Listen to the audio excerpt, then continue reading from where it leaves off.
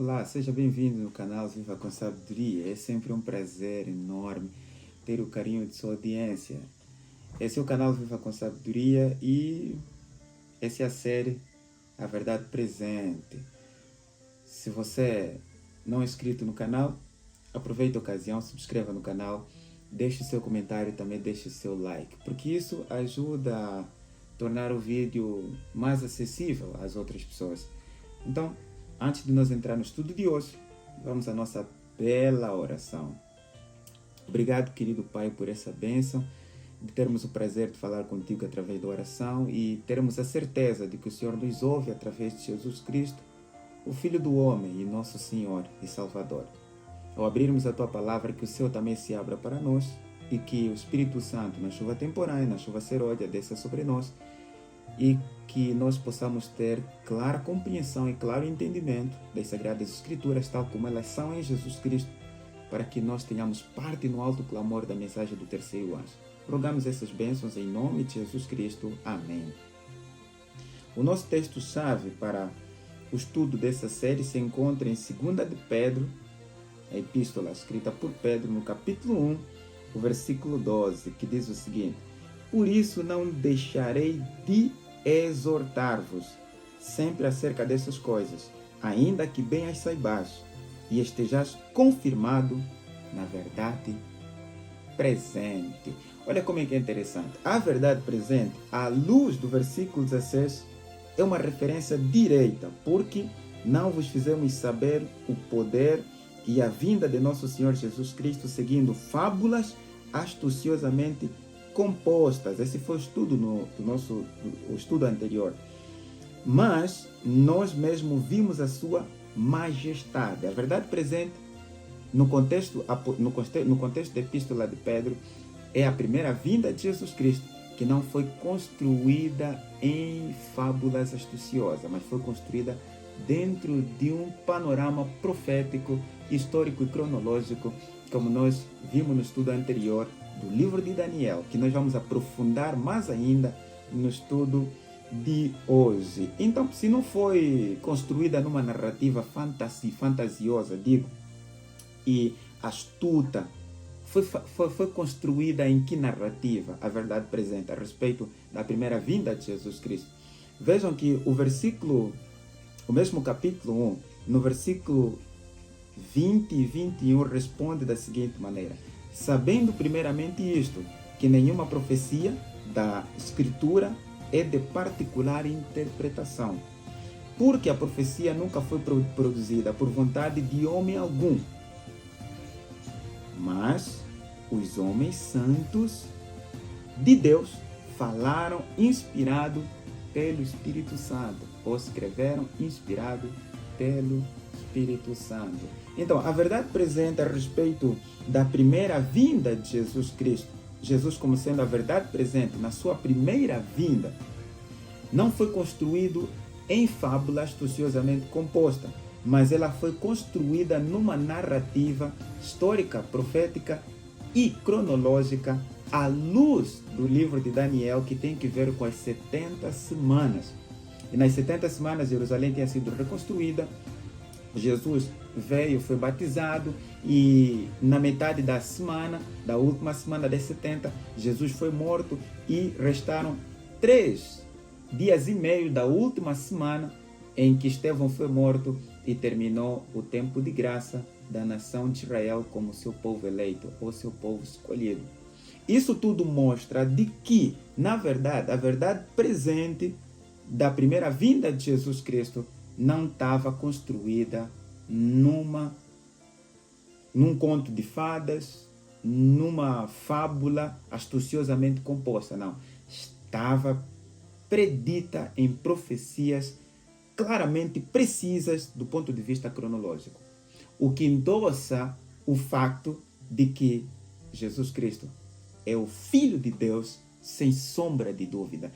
E isso autentica outro facto interessante de que ele é capaz de salvar a sua vida do pecado, dos demônios e desse mundo perverso.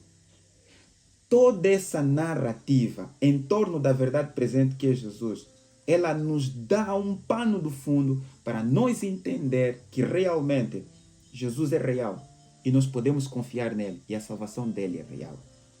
Note algo interessante. O próprio Jesus Cristo, antes de enfrentar a morte através da cruz do Calvário, no livro de Mateus, capítulo 24, nos sinais que apontariam para o seu breve retorno, Jesus Cristo ele disse o seguinte, para elucidar o versículo 20 do capítulo 1 de 2 de Pedro, a respeito de que a profecia nunca foi produzida por vontade alguma, mas ela foi escrita por homens inspirados pelo Espírito Santo. Veja, Mateus capítulo 24, o versículo 15, Jesus Cristo disse o seguinte: quando, pois, virdes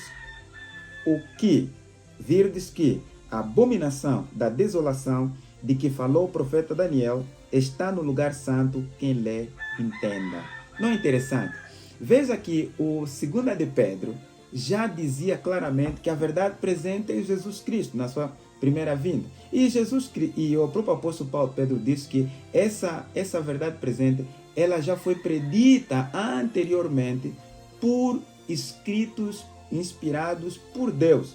E o próprio Jesus, quando ele veio, a verdade presente, disse aos discípulos de que, quando eles viriam que Jerusalém estava à beira de ser destruída pelo Império Romano, eles deveriam estudar o livro de Daniel para entenderem bem melhor o cenário a respeito dele como Filho de Deus e o cenário da destruição de Jerusalém e da destruição do mundo. Isso quer dizer o seguinte: para nós entendermos a verdade presente, nós precisamos ter uma clara compreensão das profecias bíblicas. O pano do fundo relacionado à verdade presente, que é Jesus Cristo, ele foi construído dentro de uma dinâmica e de uma perspectiva completamente profética. Percebe? Relacionada às 70 semanas. E quem foi o profeta que recebeu essa bênção e escreveu movido pelo Espírito Santo? Profeta Daniel. Toda a verdade presente, ela é construída dentro de um cômputo profético e ela exalta a pessoa de Jesus Cristo como Filho de Deus. Por esta razão, a segunda carta que Pedro ele escreve, ele deixa claramente a seguinte expressão no versículo 17: porquanto ele recebeu de Deus Pai honra e glória, quando na magnífica glória lhe foi dirigida a seguinte voz: este é meu filho amado, em quem me tenho comprazido. Versículo 18: e ouvimos esta voz dirigida do céu, estando nós com ele no Monte Santo. Jesus é a verdade presente no contexto da era apostólica, relacionado com a dinâmica da perspectiva da cronologia profética que foi revelada ao profeta Daniel. Deixa-me fazer aqui um resumo claríssimo para que você entenda. Jesus Cristo é a verdade presente no contexto apostólico, na época apostólica, e tudo isso tinha sido claramente esboçado pela profecia dada por Daniel no capítulo 9. Isso quer dizer que toda a verdade presente está dentro de um contexto profético, dentro de uma perspectiva cronológica profética, e está sempre relacionado com o Filho de Deus, Jesus Cristo, para que a nossa fé não fique assente em fábulas astuciosamente compostas, mas em evidências claras das Sagradas Escrituras, dentro de um panorama cirurgicamente perfeito da cronologia profética, que cumpriu-se milimetricamente em Jesus Cristo. E eu quero deixar uma purga aqui na orelha para si. Se as 70 semanas, de acordo com o anjo Gabriel, que era o panorama que apresentava Jesus Cristo como sendo Filho de Deus do ponto de vista profético, a questão é, elas foram retiradas da onde? De acordo com o versículo 24. Elas foram retiradas, e nós vamos ver no próximo estudo, de outra profecia cronológica que autentica a evolução e o progresso da verdade profética em Jesus Cristo. Então não perca os próximos estudos que nós teremos. Espero eu que Deus o abençoe e ore comigo. Querido Deus e Pai, obrigado porque Jesus Cristo é na verdade o Filho de Deus. Obrigado porque as evidências são claras do ponto de vista bíblico, especialmente com o endossamento profético das Sagradas Escrituras através do profeta Daniel, que numa cronologia interessante já revelava a biografia de Cristo muito antes dele ter nascido. E isso lança luz para nós crermos que Ele é o Filho de Deus. Conceda-nos a bênção de crer nele e aceitá-lo em nossas vidas e que através do seu sangue nós possamos alcançar a perfeição de caráter e a completa purificação dos nossos pecados e de toda a injustiça do nosso coração. Que Ele entre em nossas vidas e em nosso coração e remova todos os obstáculos que nos impedem de crescer nele e nos tornarmos semelhantes a Ele. Conceda-nos essas bênçãos e pedimos em Teu santo nome. Amém. Lembre-se, viver com sabedoria é ter Jesus no coração. Eu aguardo você para nosso próximo estudo. Que Deus o abençoe.